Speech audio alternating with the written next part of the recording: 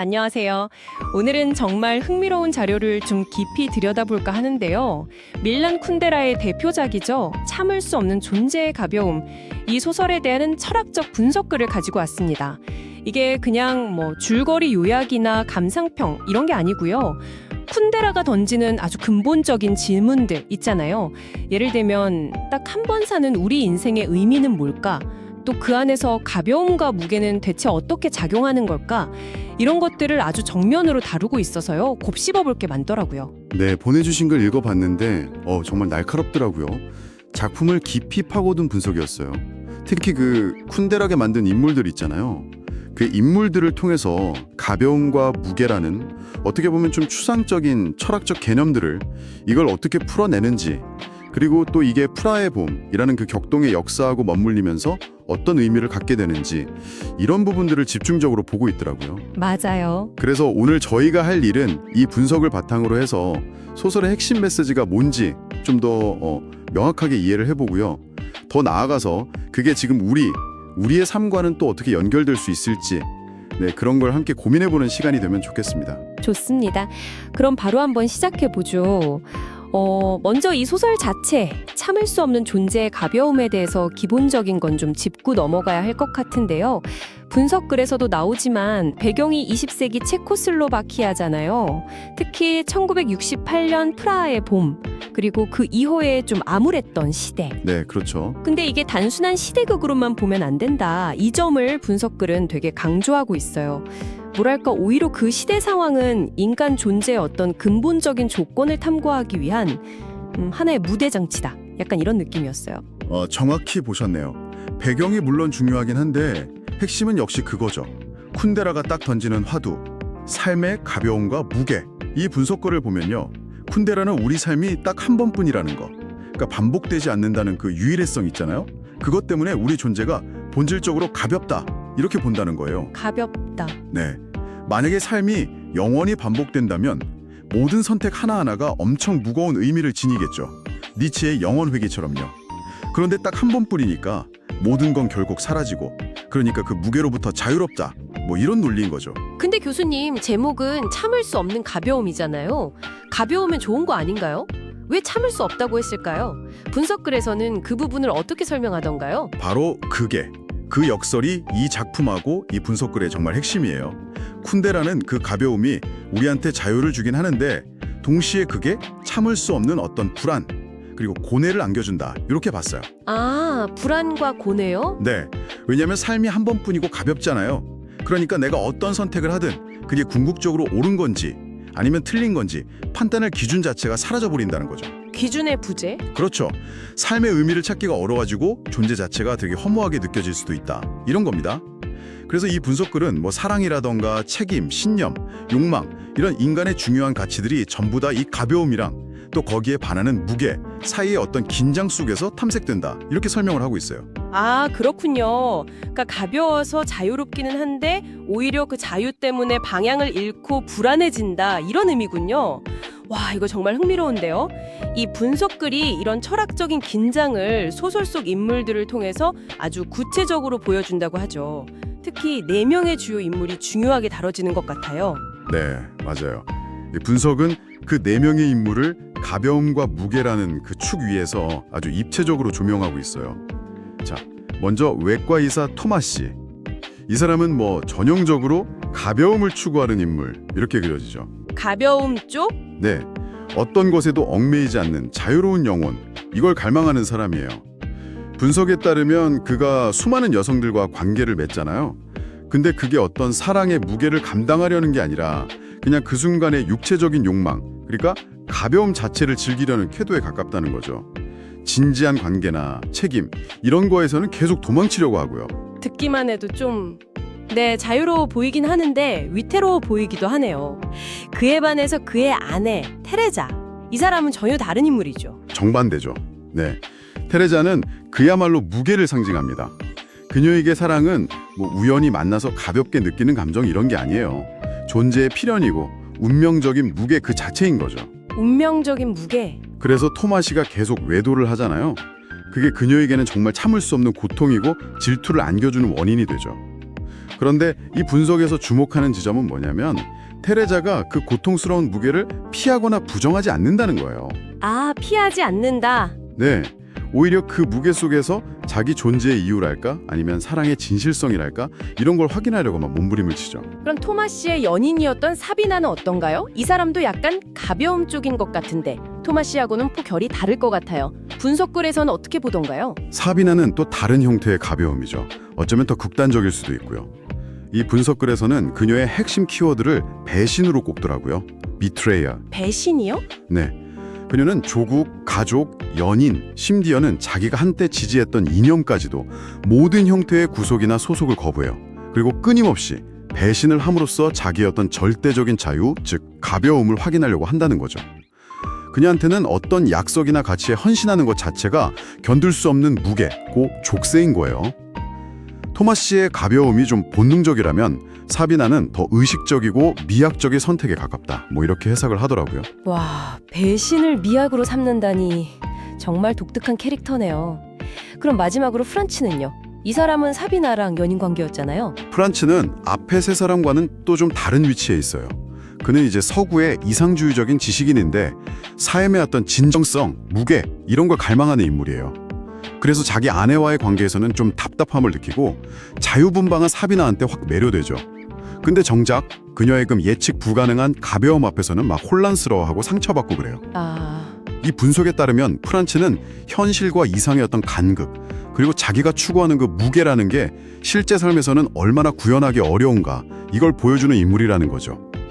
결국 이 네 사람의 관계가 막 얽히고 설켜 있잖아요. 이게 단순히 뭐 엇갈린 사랑 이야기, 이게 아니고 가벼움과 무게라는 두 가지 삶의 태도, 두 가지 존재 방식 사이의 어떤 철학적인 드라마다. 이렇게 이 분석은 강조하고 있습니다. 네 명의 인물이 정말 각기 다른 방식으로 삶의 가벼움과 무게를 보여주는군요.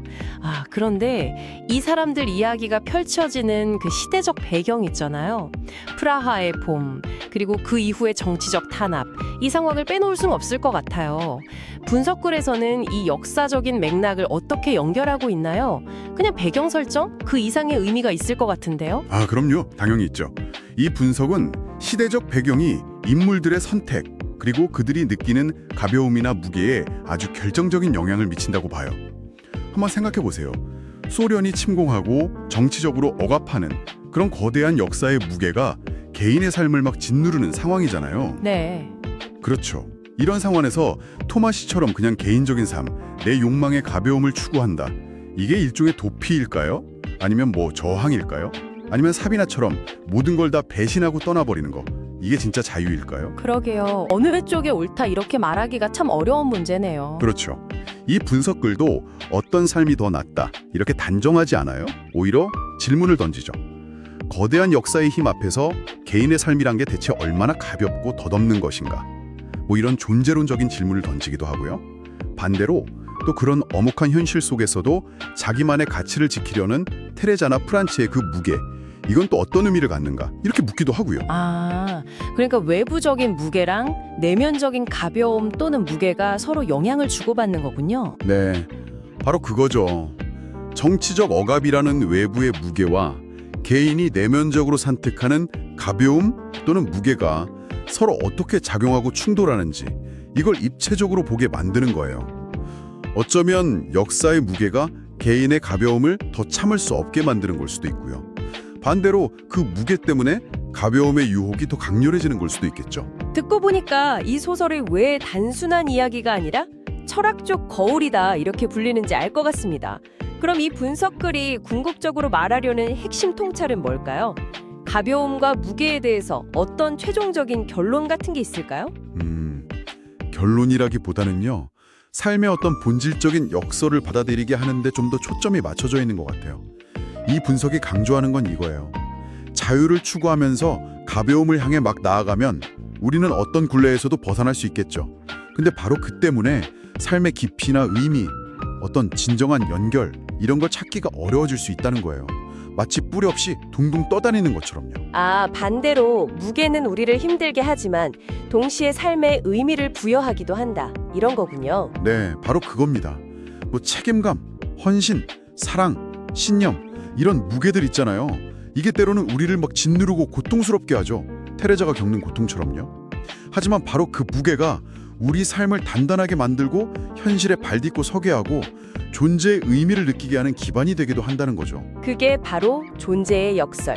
네, 이게 바로 쿤데라가 딱 포착한 존재의 역설이고 이 분석글이 아주 집요하게 파고드는 지점입니다. 토마시가 완전한 가벼움을 원하면서도 결국 무게를 상징하는 테레자한테 돌아가잖아요.